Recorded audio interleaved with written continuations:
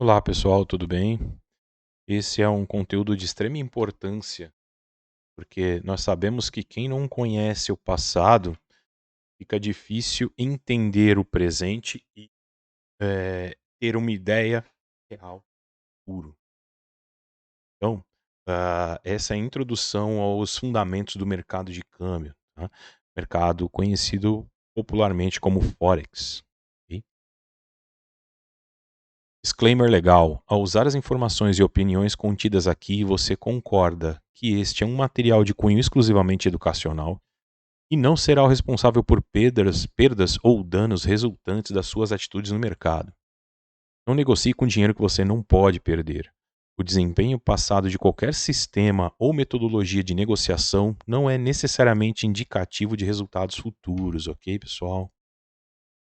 Vamos lá para a introdução. Forex é simplesmente o ato de trocar a moeda de um país pela de outro país. Por exemplo, você vai viajar para os Estados Unidos, você tem que trocar reais, né, BRL, por USD. Aí você se dirige a uma casa de câmbio que tem as cotações, né, e onde você vai, com a sua moeda, comprar a moeda do outro país. Então, no seu caso, a sua moeda é, é, é é o seu ativo base, por exemplo, né? Já adiantando alguma coisa e conceitos posteriores. Os principais participantes desse mercado são os bancos internacionais, as grandes instituições financeiras, grandes corporações, os hedge funds, as empresas e operadores de varejo, como você e eu. O mercado ele funciona durante 24 horas de segunda a sexta-feira. A abertura ela se dá pelo mercado da Nova Zelândia e Austrália, e o fechamento ah, pelos mercados dos Estados Unidos, né, em Wall Street, na tarde de sexta-feira. Um pouco de história. Né?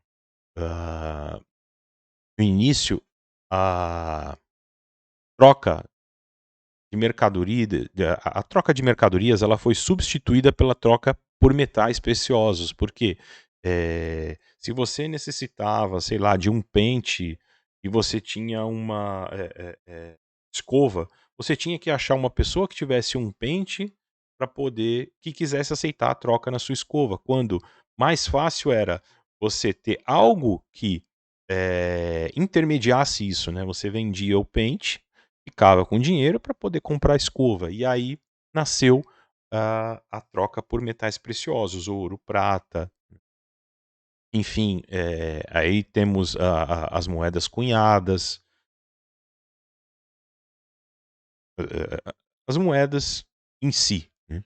E a partir daí, dos metais preciosos, a gente evolui, né, para um sistema de notas promissórias, que é o ancestral do contrato, ok? A partir daí nascem os bancos centrais, a criação da moeda de notas de papel, né, remontando aí século IV antes da Grécia. Ah, na sequência de acontecimentos, o dólar americano é lastreado ao ouro físico. O que quer dizer isso? Para cada dólar, né, colocado no mercado pelo banco, o banco tem que ter tinha que ter, né, o equivalente a esse dólar de ouro em suas reservas. Ao fim da Segunda Guerra Mundial, com o acordo de Bretton Woods, isso foi quebrado, né? A necessidade disso foi quebrada. O governo americano, pelo choque de Nixon.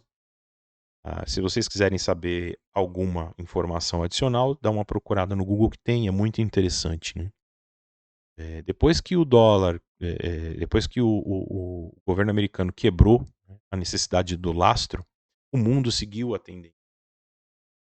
E também criou as moedas, enfim, ah, meados desses fatos, né, desses acontecimentos, o comércio mundial ele explode e aí nasceu o câmbio. Então, desde então, o mercado de câmbio ele se tornou o maior mercado do mundo com um faturamento total diário de cerca de 3,2 trilhões de dólares, muito mais que os mercados de ações e títulos do mundo juntos.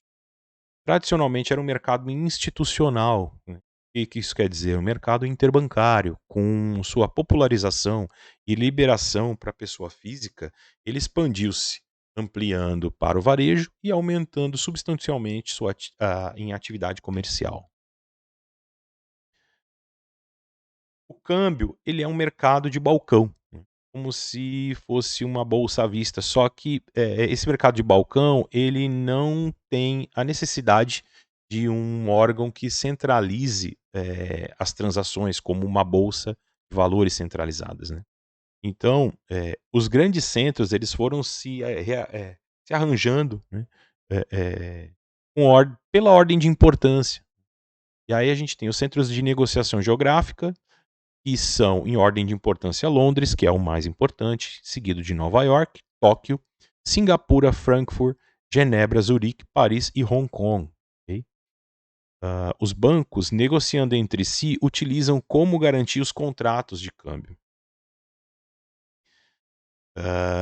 No mercado de varejo, os corretores também fazem uso de um contrato com o seu cliente em troca de um depósito de fundos, com base no qual o cliente pode negociar. E aqui a gente tem alguns dados dos países por volume de negociação. Esses dados são um movimento cambial de 2007, tá?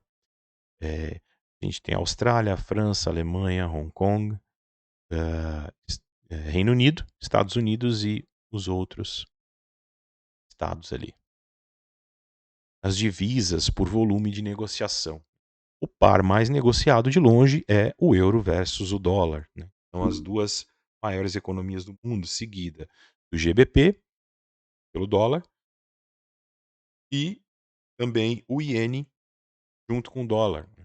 Então a gente tem que esses 3 pares, essas 3 paridades são as paridades mais importantes, né, em questão de volume de negócios. Alguns conceitos, tá. Os contratos de forex, eles são sempre cotados em pares, o euro versus o dólar, né, que é o par mais negociado, como eu acabei de dizer, tá. O dólar versus o iene também é um outro par muito popular. Os principais pares são conhecidos como majors, ok? EURUSD, GBPUSD, USDJPY, USDCHF, AUD USD e USDCAD.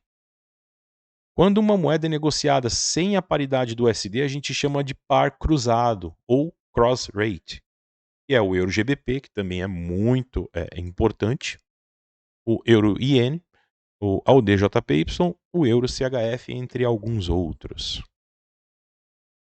O conceito de margem. A negociação de Forex, ela geralmente é realizada com um depósito de margem relativamente pequeno. Isso é útil, pois permite que os investidores explorem as flutuações na taxa de câmbio, que tendem a ser muito pequenas.